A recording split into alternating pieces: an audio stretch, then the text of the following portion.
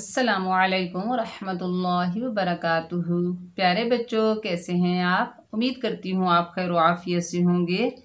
पिछली क्लास में तख्ती नंबर 14 में हमने नून साकिन और तनवीन का तीसरा कायदा पढ़ा था, इकलाब। मैंने आपको अच्छे से समझाया था कि अगर नून साकिन या तनवीन के बाद हर्फ बा आ जाएगा तो नून साकिन और तनवीन की आवाज़ को मीम में बदलकर इक्फा के साथ पढ़ेंगे। तो मुझे उम्मीद है आपने उस क्लास को अच्छे से देखा होगा, समझा होगा, पढ़ा होगा। तो आज की क्लास में हम इंशाअल्लाह ताला नून साकिन और तनवीन का चौथा कायदा यानी लास्ट कायदा इक्फा पढ़ेंगे। तो चलिए सबक आगाज़ ताऊद और तस्मीया की तिलावत से करते हैं। अऊज़ु बिल्लाहि मिनश शैतानिर रजीम। बिस्मिल्लाहिर रहमानिर रहीम। चलिए मैं आपको थोड़ा सा लिख कर समझाती हूँ ताकि आपके जहन में अच्छे से बैठ जाए कि नून साकिन और तनवीन का आखिरी कायदा यानी चौथा कायदा क्या है, इक्फा। इक्फा सबसे पहले आपने ये जानना है कि इक्फा किसे कहते हैं। इक्फा के मानी है छुपाने के। इक्फा के मानी क्या है? छुपाना, यानी नून साकिन और तनवीन की आवाज़ को नाक में छुपाना। अब मैं इसका कायदा समझाती हूँ। इसका कायदा क्या है? इसका कायदा है अगर नून साकिन या तनवीन के बाद अगर नून साकिन या तनवीन के बाद दो ज़बर, दो ज़ेर, दो पेश भी लिख देती हूँ आपको समझाने के लिए। यहाँ पर मैंने उर्दू में लिख दिया। अगर नून साकिन या तनवीन के बाद हरूफे इक्फा के 15 हरूफों में से हरूफे इक्फा के 15 हरूफों में से कोई हर्फ भी आ जाए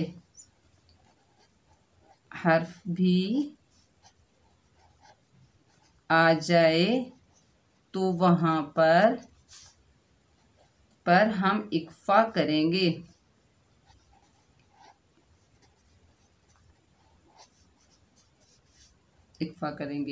नून साकिन और तनवीन का चौथा कायदा कौन सा है? इक्फा। इक्फा का मानी क्या है? छुपाना। किस चीज को छुपाना? यानी नून साकिन और तनवीन की आवाज को नाक में छुपाना। कायदा क्या है? अगर नून साकिन या तनवीन के बाद हरूफ इक्फा के 15 हरूफों में से कोई हर्फ भी आ जाए तो वहां पर हम इक्फा करेंगे। 15 हरूफ कौन कौन से हैं? मैंने आपको इदगाम के बारे में भी अच्छे से समझाया है कि इदगाम 6 हरूफों पर हुआ है, या, रा, लाम, मीम, वाव, नून।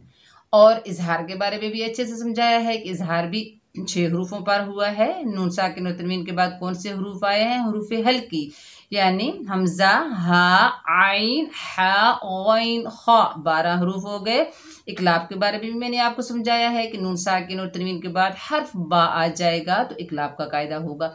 ये 29 हरूफ हिज्जा में से ये हरूफ निकल जाएं, बाकी जितने भी हरूफ बचते हैं यानी 15 हरूफ बचते हैं तो उन्हें हम क्या कहेंगे? हरूफ इक्फा। हरूफ इक्फा कौन से हैं? बाकी बचे 15 हरूफ। ता, सा, जीम, दाल, जाल, जा, सीन, शीन, सौद, दौद, तो, ज़ा, फा, क़ाफ, काफ। ये कितने हरूफ हैं? 15 हरूफ। यानी नून साकिन या तनवीन के बाद ये 15 हरूफ आएंगे तो हम इक्फा करेंगे। अब आपने ये समझना है कि हम इक्फा कैसे करेंगे। इक्फा इदगाम और इजहार की दरमियानी हालत को कहते हैं। इसमें नून का कुछ हिस्सा जाहिर होता है, कुछ हिस्सा छुपा हुआ होता है। कैसे? जैसे पंखा, उर्दू में हम क्या बोलेंगे? पंखा। लिखा हुआ क्या होता है? पनखा, लेकिन हम क्या पढ़ते हैं? पंखा। तो इसमें नून का कुछ हिस्सा जाहिर हो रहा है और कुछ हिस्सा छुपा हुआ है। यानी आपने इक्फा जब करना है तो गुन्ने की तरह नहीं करना। जब हम गुन्ना करते हैं तो हमारी जो जुबान है ऊपर तालू की तरफ उठती है, तालू से लगती है। कैसे?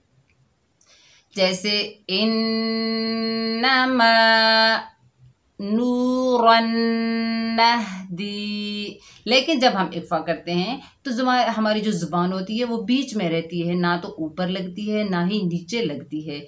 तो हमारी आवाज़ जो है, हमारी ज़बान जो है वो बीच में रहती है।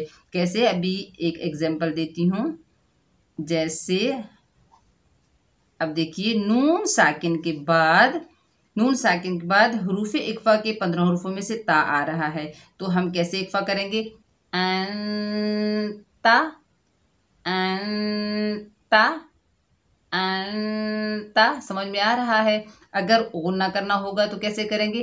अंता अंता। हमारी जुबान तालू से लगेगी, सख्त तालू से, लेकिन हमारी ज़बान बीच में रहेगी, क्योंकि इक्फा किसे कहते हैं? इदगाम और इजहार की दरमियानी हालत को कहते हैं। इसमें नून का कुछ हिस्सा ज़ाहिर होगा, कुछ हिस्सा छुपा हुआ होगा, और हमारी ज़ुबान जो है बीच में रहेगी, ना ऊपर उठेगी, ना ऊपर तालू से लगेगी, ना नीचे रहेगी, बिल्कुल बीच में। कैसे? अंता अंता। अभी नून साकिन की एग्जाम्पल मैंने दी है, अभी मैं देती हूँ तनवीन की। जैसे जन्नातिन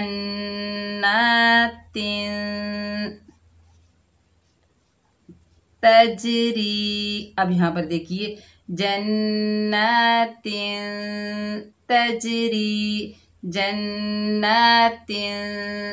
तिन तिन नहीं करना, तिन बिल्कुल भी नहीं करना, गुन्ना हो जाएगा। इक्फा करना है जन्नातिन तजरी।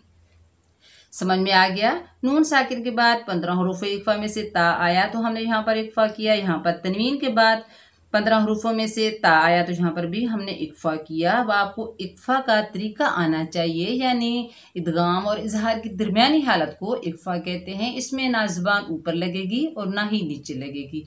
आपको अच्छे से समझ आ गई है? अभी हम पढ़ते हैं, चलिए मेरे साथ साथ पढ़िए।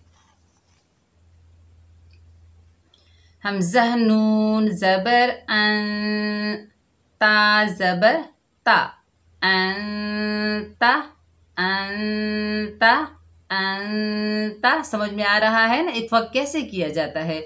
यानी कुरान पाक में हमने इक्फा कैसे करना है। सबसे पहले आपने 15 हरूफों को अपने जहन में रखना है।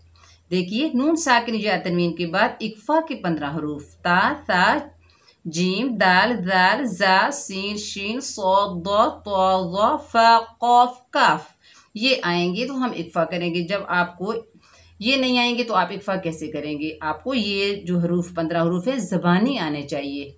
जैसे ही ये नून साकिन या तनवीन के बाद आएंगे, आपके जहन में होंगे, तो आप फौरन इक्फा करेंगे। अभी यहाँ पर देखिए हमने कैसे इक्फा किया। ता, हमारी ज़बान ना तो ऊपर लगी है ना ही नीचे लगी है, बिल्कुल बीच में है।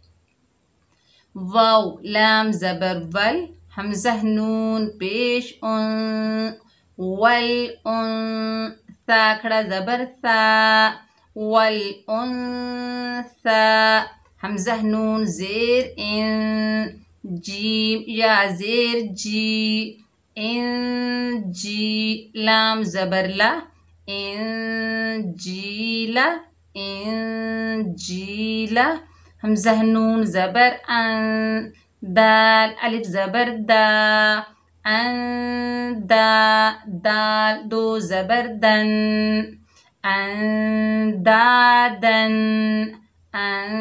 अंदादन, मीम नून पेश मुन, दाल ज़ेर दी, मुंज़ी, रॉ दो पेश रुन, मुंज़िरुन मुंज़िरुन। यहाँ पर मैंने आपको एक और भी बात भी बतानी है, यानी इक्फा की 2 किस्में हैं।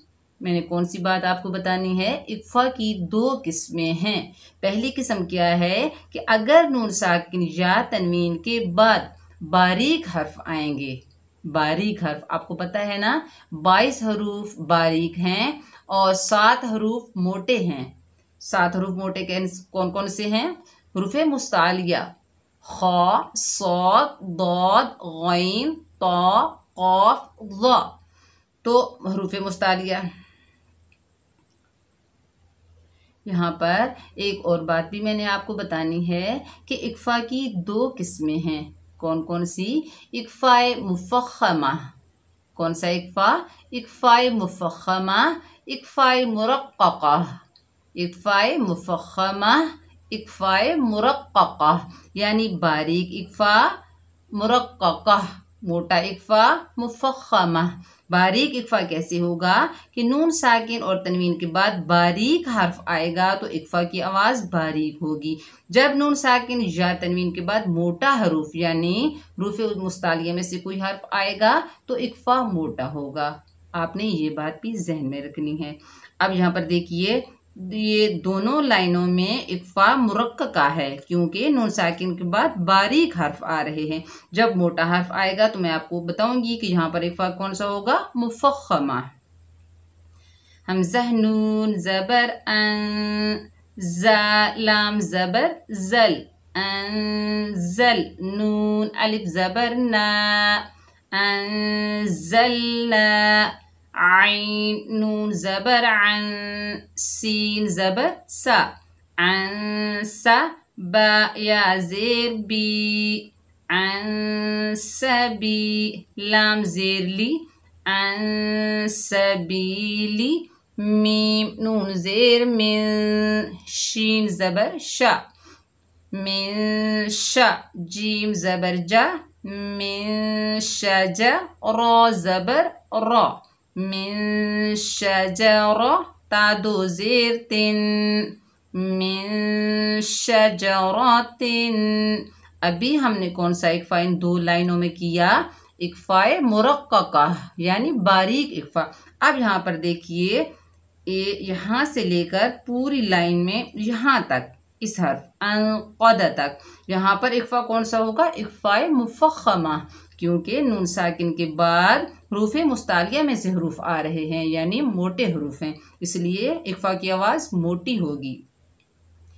फा नून ज़बर फं, देखिए आवाज़ मोटी है। सौद बा ज़बर सब, फं सब, आइन नून ज़बर अं, दौद या ज़बर दोई, अं दोई, फा ज़ेर फी, अं दोई फी, मीम नून ज़ेर मिन, तौ या ज़ेर ती, तौ या ज़ेर ती, मिन ती, नून 2 ज़ेर निन, मिन तीनिन, मिन तीनिन। हमज़ा नून पेश उन, रा पेश ज़ुर, ज़ुर। अभी यहाँ पर देखिए आगे वाले हर्फ में इक्फाए मुरक्कका आ गया क्योंकि नून साकिन के बाद बारीक हर्फ आ रहा है फा। हमज़ा नून ज़बर अन, फा अलिफ ज़बर फा, अन फा, लाम ज़ेर ली, अन फाली, हमज़ा नून ज़बर अं, ये मोटा इक्फा है। कौफ ज़बर क़, अन क़, दौद ज़बर द, अन क़द, अन क़द, मीम नून ज़ेर मिन, काफ मीम पेश कुम, मिन कुम, जीम नून ज़बर जन, नून खड़ा ज़बर ना, जन्ना, ता 2 ज़ेर तिन, जन्नातिन, ता जीम ज़बर तज, रा या ज़ेर री, तजरी, जन्नातिन तजरी। अभी देखिए नून साकिन के बाद हरूफ इक्फा में से बारीक हर्फ आए तो हमने इक्फा बारीक किया। नून साकिन के बाद हरूफ इक्फा में से मोटे हर्फ आए तो हमने इक्फा मोटा किया। अब यहाँ पर देखिए तनवीन का इक्फा शुरू हो रहा है। तनवीन के बाद हरूफ इक्फा में से हर्फ आ रहे हैं, जैसे कौफ वाव ज़बर कौ, लाम 2 ज़बर लन, कौलन, सा ज़बर सा, कौफ या ज़ेर की, थकी, लाम दो ज़बर लन, थकीलन, क़ौलन थकीलन, क़ौलन थकीलन। अब तनवीन का इक्फा शुरू हो रहा है। हबा पेश हुब, बा दो ज़बर बन, हुब्बन, जीम मीम ज़बर जम, मीम दो ज़बर मन, जम्मन, हुब्बन जम्मन। दाल काफ ज़बर दक, काफ दो ज़बर कन, दक्कन, दाल काफ ज़बर दक, काफ दो ज़बर कन, दक्कन, दक्कन, दक्कन, दक्कन, दक्कन। फा अलिफ ज़बर फा, आइन ज़ेर आई, फाई, लाम दो पेश लन, फाइलुन, दाल खड़ा ज़बर दा, लाम ज़ेर ली, ज़ाली, काफ ज़बर का, ज़ालिका, फाइलुन ज़ालिका।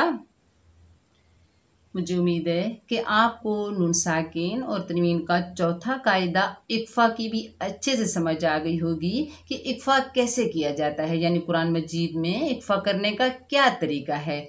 इदगाम और इजहार की दरमियानी हालत को इक्फा कहते हैं। इसमें नून का कुछ हिस्सा ज़ाहिर होता है और कुछ हिस्सा छुपा हुआ होता है।